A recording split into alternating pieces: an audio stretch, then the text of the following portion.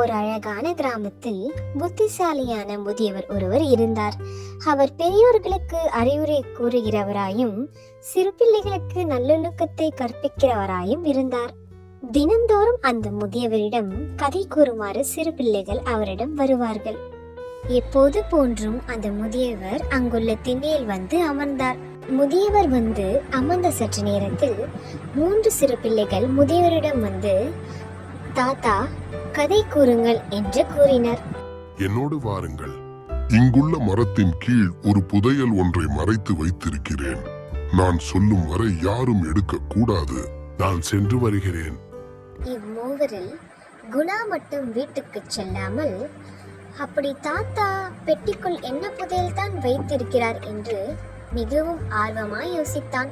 குணா தன் ஆர்வத்தை கட்டுப்படுத்த முடியாமல் புதையல் வைத்திருக்கும் இடத்தை நோக்கி ஓடினான். குணா அந்த பெட்டியை பிரித்து பார்த்தவுடன் குணாவின் முகம் தொங்கி விட்டது. அவனோ சோர்ந்த முகத்துடன் தன் வீட்டிற்கு திரும்பினான். சசி தன் வீட்டிற்கு சென்று விட்டான். ஆனாலும் அவனுடைய சிந்தனையோ தாத்தா புதைத்து வைத்திருக்கும் பெட்டியின் மேலேயே இருந்தது.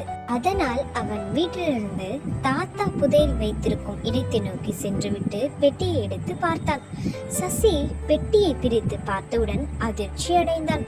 கோபத்துடன் அப்பெட்டியை மறுபடியும் புதைத்துவிட்டு சென்று விட்டான்.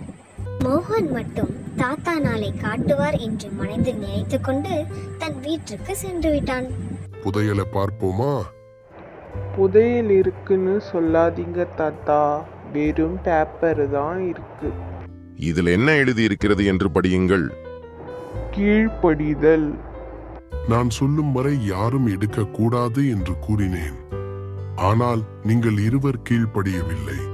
மோகன் மட்டும் என் சொல்லுக்கு கீழ்ப்படிந்து நடந்து கொண்டான். வா மோகன், இது உனக்கான கீழ்ப்படிதலுக்கான பரிசு. என்ன குட்டீஸ், ஸ்டோரி பிடிச்சிருந்ததா? மோகன் தாத்தா சொல்லுக்கு கீழ்ப்படிந்து நடந்ததுனால மோகனுக்கு தாத்தா வாட்ச் கிஃப்டா கொடுத்தாரு. ஆனா குணாவும் சசியும் தாத்தா சொல்லுக்கு கீழ்ப்படியாம நடந்து கொண்டாங்க. அதனால அவங்களுக்கு ஒண்ணுமே கிடைக்கல.